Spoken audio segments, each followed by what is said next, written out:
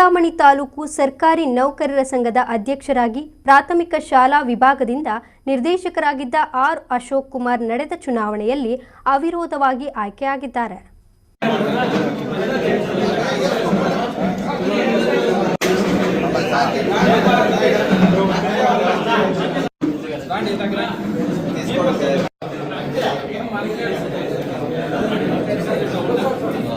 ಚಿಂತಾಮಣಿ ತಾಲೂಕು ಸರ್ಕಾರಿ ನೌಕರರ ಸಂಘದಲ್ಲಿ ಒಟ್ಟು 33 ಜನ ನಿರ್ದೇಶಕರಿದ್ದಾರೆ.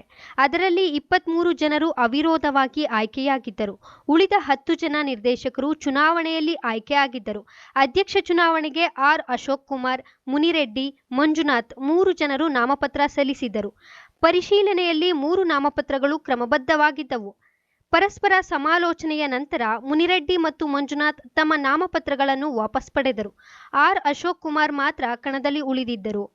ಚುನಾವಣಾ ಪ್ರಕ್ರಿಯೆ ಮುಕ್ತಾಯವಾದ ಕೂಡಲೇ ಚುನಾವಣಾಧಿಕಾರಿ ಆರ್ ಅಶೋಕ್ ಅವಿರೋಧವಾಗಿ ಆಯ್ಕೆಯಾಗಿದ್ದಾರೆ ಎಂದು ಘೋಷಣೆ ಮಾಡಿದರು. ಪ್ರಥಮವಾಗಿ ನೌಕರ ಸಂಘದ ಒಂದು ಚುನಾವಣೆಯ ಪ್ರಕ್ರಿಯೆಯಲ್ಲಿ ಪ್ರಥಮ ಬಾರಿಗೆ ನಾನು ಪ್ರಾಥಮಿಕ ಶಾಲಾ ಶಿಕ್ಷಕರ ವಿಭಾಗದಿಂದ ವಿಜೇತರಾಗಿ ಈಗ ನೌಕರ ಸಂಘದ ಅಧ್ಯಕ್ಷರ ಚುನಾವಣೆಯಲ್ಲಿ ಅವಿರೋಧವಾಗಿ ನಾನು ಆಯ್ಕೆಯಾಗಿರ್ತೇನೆ.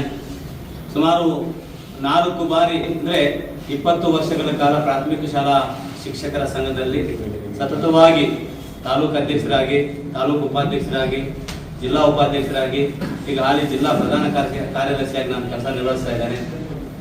ಇವತ್ತು ತಾವೆಲ್ಲ ಇದೊಂದು ಅಧ್ಯಕ್ಷ ಸ್ಥಾನ ಅಂತ ಹೇಳ್ತಾ ಇದ್ದೀರಾ. ಖಂಡಿತ ಇದು ಅಧ್ಯಕ್ಷ ಸ್ಥಾನ ಅಲ್ಲ.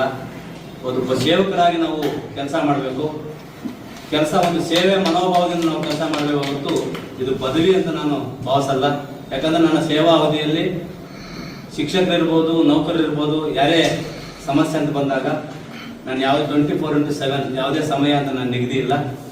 ಎಲ್ಲೇ ಇರಲಿ, ಎಷ್ಟೇ ದೂರ ಇರಲಿ, ಆ ಕೆಲಸ ಮಾಡ್ಕೊಳ್ಳೋ ತನಕ ಅವ್ರ ಹಿಂದೆ ನಾನು ಓಡಾಡಿರ್ತಕ್ಕಂಥವನು. ಪಂಚಾಯತ್ ರಾಜ್ ಇಂಜಿನಿಯರಿಂಗ್ ಇಲಾಖೆಯಿಂದ ಅವಿರೋಧವಾಗಿ ನಿರ್ದೇಶಕರಾಗಿದ್ದ ಜನಾರ್ದನ ಮೂರ್ತಿ ಖಜಾಂಚಿ, ಕಂದಾಯ ಇಲಾಖೆಯಿಂದ ಆಯ್ಕೆಯಾಗಿದ್ದ ಮಂಜುನಾಥ್ ರಾಜ್ಯ ಪರಿಷತ್ ಸದಸ್ಯರಾಗಿ ಅವಿರೋಧವಾಗಿ ಆಯ್ಕೆಯಾದರು. Aslam Pasha, MMTV news, Chintamani.